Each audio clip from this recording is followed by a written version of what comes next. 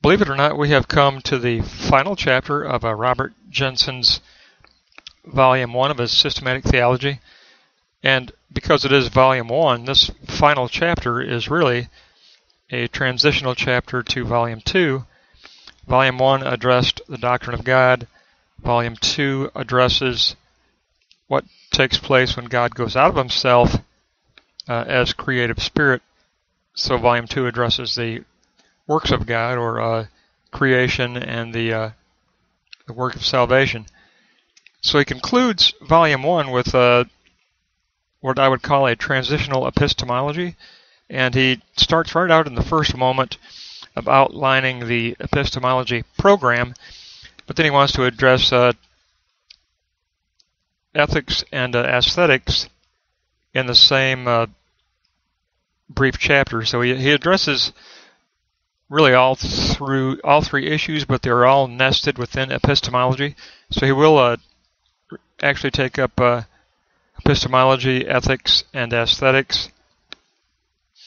But it is to give us the interpretive framework for Volume 2 of his systematic theology. So he's trying to build an interpretive framework around a concept we're already aware of from what we've discussed so far, and that is the internal Lucia space of trimutual converse, and trimutual relatedness, and trimutual word, and trimutual energia that all takes place within this Lucia created space, self-created space within the Father. So there's prior to any distribution or going out of God's self, the first thing that Jenson tells us is that Lucia space of trimutuality is first inaugurated before there's any act or going out of God's self. And so everything we've discussed has been a discussion of how this Lucia space contributes to the self-knowledge of God the Father, and he will address the same realm in this article, but he jumps right into epistemology right away, and he wants to really get that started before he goes further. So he's going to give us a triad of truth, goodness, and beauty, but he's going to launch things by really jumping into truth and epistemology. And of course he begins with the trimutual pure duration, he borrowed that from Karl Barth, of the Lucia space in uncreated time, which opens itself up to finite created temporal history. The internal Lucia space of the Father equals the trimutual self-knowing divinity, which metaphorically is called by Jenson God's own story. So this trimutual Lucia communal space within the Father is a trimutual dialogue of self-knowing and self-identity, divine self-identity. Now, the finite creature's act of knowing results from being taken up into God's own story. So when God goes out of himself to take us up within his telos of soteria, his plan of salvation, he's actually lifting us to this trimutuality of the Lucia space. So for Jenson, Gnosis, the concept for epistemology, equals for the self the act or the privilege to suffer a gift of that which is beyond us through the hupakuo spiritual perception. And this equals the suffering gift of a knowing faith.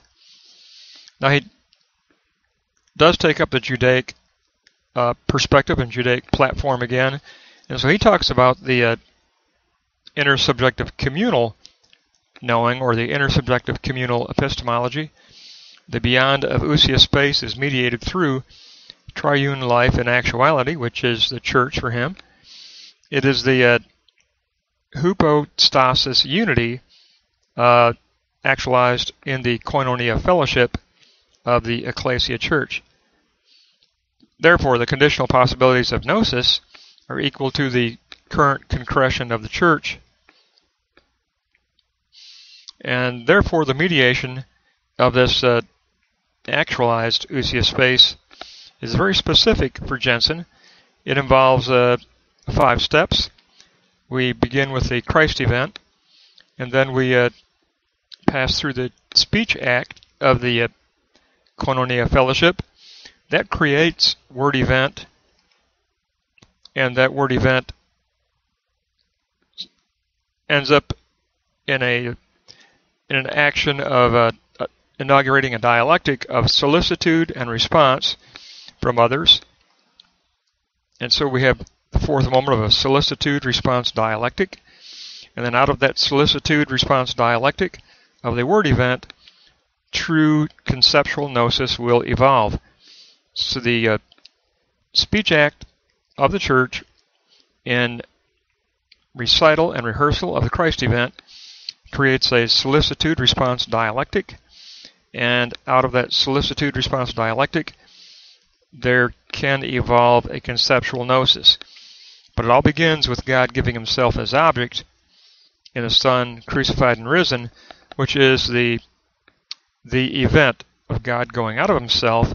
Remember, we talked about in the trimutuality, the role of the Spirit is to open the Father to go out of himself into finitude incarnately in order to lift it. Igaro lift it to his story and his self-knowing story. So there's the 5-step process of Christ event, speech act, word event, solicitude, response, dialectic, and gnosis. That moves Jenson on to ethics, the 2nd moment of goodness. And he says our perception of goodness is currently through a glass darkly, meaning that our grasp of the kingdom of God is necessarily one of reaching across the eschatological boundary. We live in the Messianic age, but within the Messianic age, our vision, our horizo goal is an eschatological boundary that is not clearly defined. It's not spelled out as a rigid dogma. It's an eschatologically open event of grace, a charisma. The Greek term charisma means grace event. And so it's really an eschatological boundary, and therefore we don't have absolute knowledge. We have anticipatory knowledge. Now, through faith, we do posit that the ousia space of the trimutual converse within the Father does represent the authoritative moral content. We do, by faith, after having already moved through faith through the Christ event and in response to the Word event, we recognize this trimutuality as that which represents ethical, authoritative content. Now, this moment is abbreviated under the concept of dikaiosune righteousness. That's primarily from Paul. Jenson's getting that primarily from Paul because Paul abbreviated his entire ethic under the concept of the Greek concept of dikaiosune righteousness. After all, Paul lived in a Tarsus environment that was an environment where you grew up with a Greek thought process and Greek lexical content. So that term dikaiosune does come from Paul.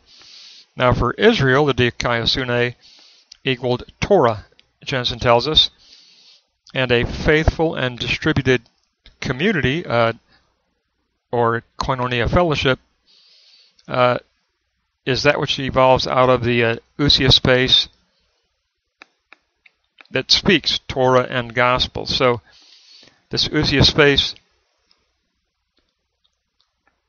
mediates a speech act by actually speaking Torah and gospel to us.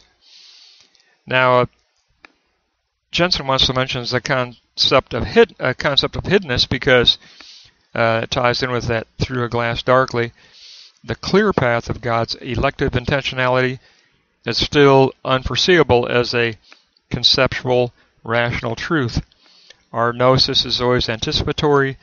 A lot of times it's a gnosis that has to slip back into Sophia within the psyche and then back and forth within our own self-consciousness from Sophia Psyche to Gnosis Cogito.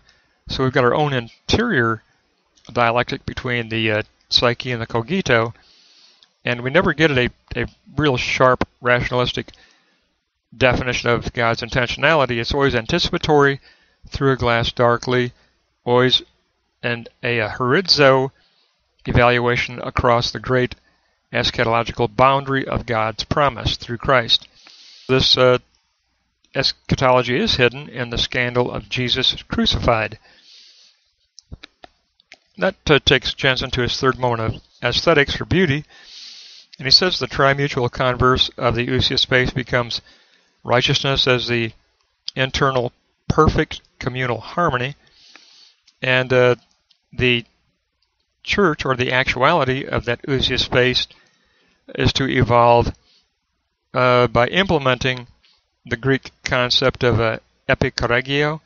And epikorregio is an absolutely beautiful concept. I love it. I've come across it in my own studies of the New Testament, but epikorregio is a beautiful concept for the church because it keeps us from getting a little bit too heavily weighted down into a static dogma, because epikorregio is basically a spiritual choreography. How awesome is that concept? It is spiritual choreography. And Jenson mentions the importance of forming a choreography of aesthetic unity for the koinonia fellowship of the ecclesia, which will duplicate and try to represent the pure duration of the ousia space internal to God the Father, which includes that trimutuality of logos, energia, and relatedness. So he says the harmony of discourse on its own is perceived as the logos speech act that can be duplicated in actuality as our rehearsal and recital. And so the aesthetic rehearsal of church choreography creates the music of the word. I almost need to say that again. The aesthetic rehearsal of the church choreography metaphorically becomes the musical interpretation of words. So the church actually, by taking that discourse and not making it static, rigid dogma, but keeping it also aesthetically open, it becomes a music rather than a word. So it can take on aesthetic characteristics of beauty. And I think it's important to put that qualification in there for word event and for speech act. And so I think he did make a good transition here with his epistemology, because epistemology can get deformed by becoming overly rationalistic or falling back into that realm that Jenson told us to negate. He said negate the classical Greek concepts of impassibility, that rigidity and that emptiness that was Gnostic, and that evolved in the first century as that Gnosticism. But he says that Greek impassibility needs to be negated 100%. We need to perform that deconstruction. And then you can reclaim truth that is aesthetically beautiful, because it is an aesthetic choreography, spiritual choreography. So what a beautiful way to put that, and what a beautiful way to conclude his volume 1. And from here we'll transition into the action of creation, which is God the Father going out of himself after having been opened up by the Spirit, so that he can go out of himself incarnately as the Son. It's the trimutuality at work right there. The Spirit opens the self-enclosure of the Father, so the Father can go out of himself as creative Spirit and creative soteria, telos of salvation, and he does that through the Son, the incarnation through the Son. So it is a trimutuality as a creative act and as a soteria salvation act. That is a strongly Hegelian. I know you will recognize that is a very strongly Hegelian notion. And we've already mentioned that Jenson is a synthesis of Hegel and Barth, with a little bit of Aquinas thrown in for good measure, we discovered in one of the recent lessons. So that's going to be a wrap of his Transitional Epistemology, and the next time we'll actually be getting into Volume 2.